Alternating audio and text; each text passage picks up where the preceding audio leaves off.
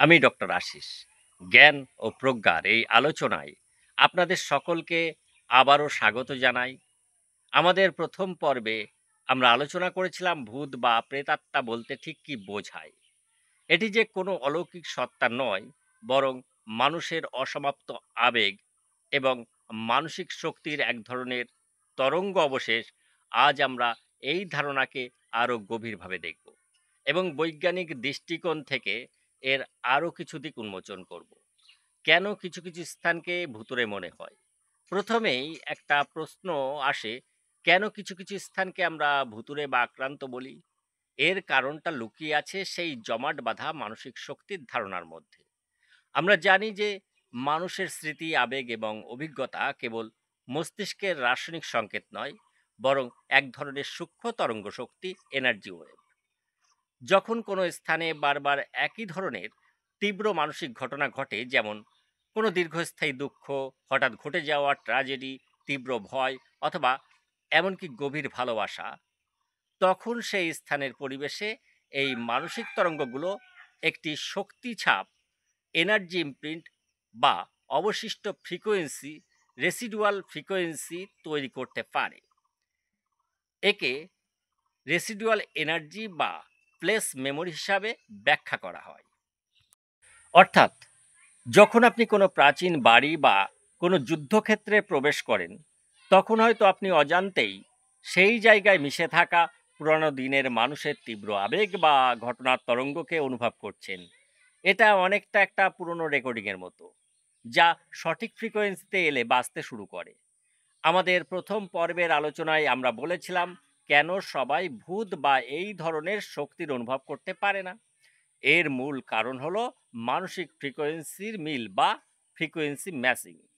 যেমনটা টিভির ক্ষেত্রে হয়, ভুল ফ্রিকোয়েন্সি দিলে আমরা কিছু দেখতে পাই না, ঠিক তেমনি আমাদের চেতনার স্তর অর্থাৎ লেভেল অফ কনসাসনেস, মানসিক অবস্থা অর্থাৎ মেন্টাল স্টেট এবং সংবেদনশীলতা অর্থাৎ সেন্সিভিটি এক একজনের এক এক রকম। যখন কোনো ব্যক্তির মানসিক ফ্রিকোয়েন্সি সেই জমাট বাঁধা মানসিক শক্তির ফ্রিকোয়েন্সির সঙ্গে মিলে যায়, তখন তারা সেই উপস্থিতিকে অনুভব করতে পারে। এই অনুভূতির পিছনে বেশ কিছু বৈজ্ঞানিক ও মনস্তাত্ত্বিক ব্যাখ্যা থাকতে পারে।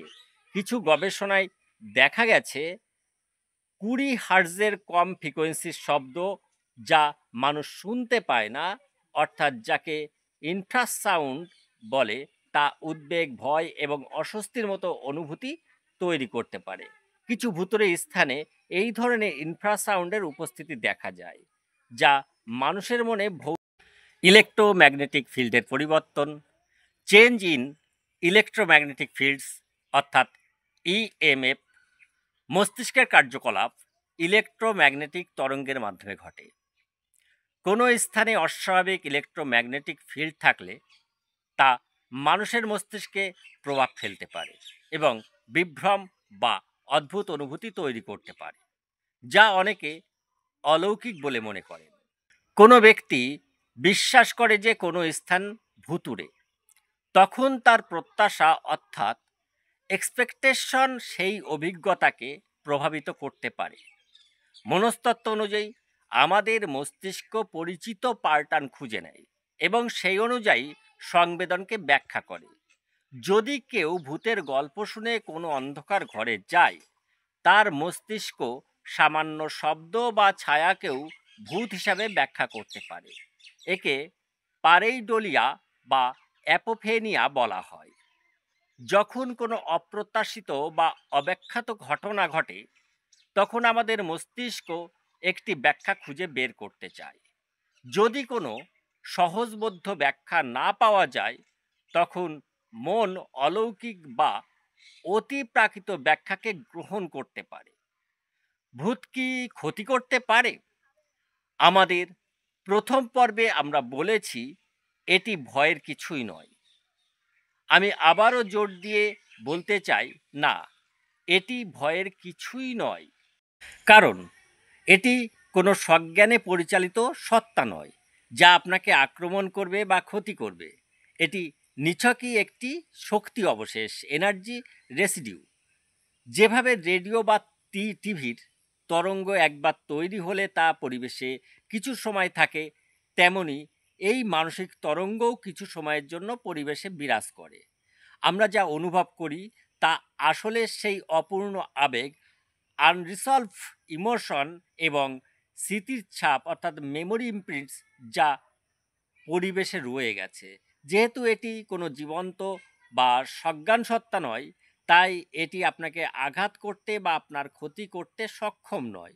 ভয় পাওয়ার পরিবর্তে আমরা এটিকে মানুষের মানসিক শক্তির এক অস্বাভাবিক কিন্তু প্রাকৃতিক বহিঃপ্রকাশ হিসেবে দেখতে পারি। কোয়ান্টাম ফিজিক্স এবং চেতনার ধারণা, আধুনিক কোয়ান্টাম ফিজিক্স এবং নিউরোসায়েন্সের কিছু ধারণা আমাদের এই আলোচনাকে আরও জোরালো করে।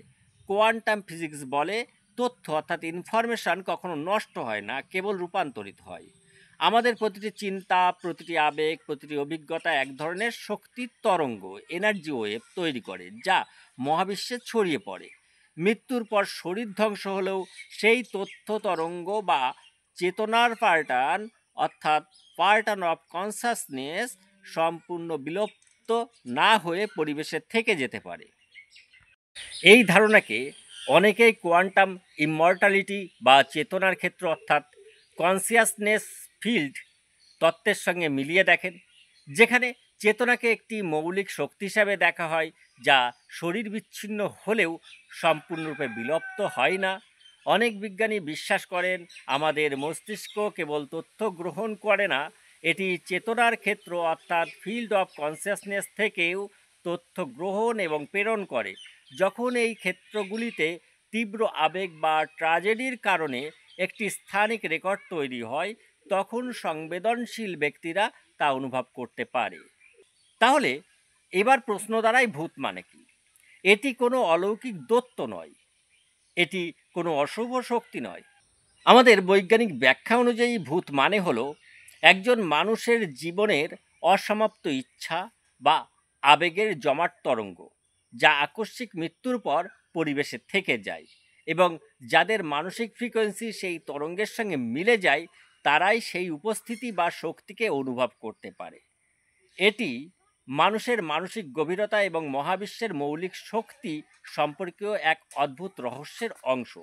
এটিকে ভয় না পেয়ে বরং আরও গভীরভাবে বোঝার চেষ্টা করা উচিত। আশা করি ভূত বা প্রেতাত্মা নিয়ে এই দ্বিতীয় পর্বের বৈজ্ঞানিক ব্যাখ্যা আপনাদের কাছে পরিষ্কার হয়েছে এবং আপনারা নতুন কিছু জানতে পেরেছেন। এই আলোচনা যদি আপনাদের ভালো লেগে থাকে, তবে আবারও মনে করিয়ে দিচ্ছি, আমাদের এই জ্ঞানমূলক আলোচনাকে আরও মানুষের কাছে পৌঁছে দিতে চ্যানেলটি সাবস্ক্রাইব করুন, আর ফেসবুক পেজ থেকে দেখলে অবশ্যই ফলো করুন, লাইক করুন, কমেন্ট করে আপনার মূল্যবান মতামত জানান এবং প্রচুর শেয়ার করুন। আপনাদের অংশগ্রহণই আমাকে আরও নতুন বিষয় নিয়ে আলোচনা করতে উৎসাহিত করবে। সকলকে ধন্যবাদ এবং নমস্কার জানিয়ে এখানেই শেষ করলাম। সকলেই ভালো থাকুন, সুস্থ থাকুন, এই কামনা রাখি।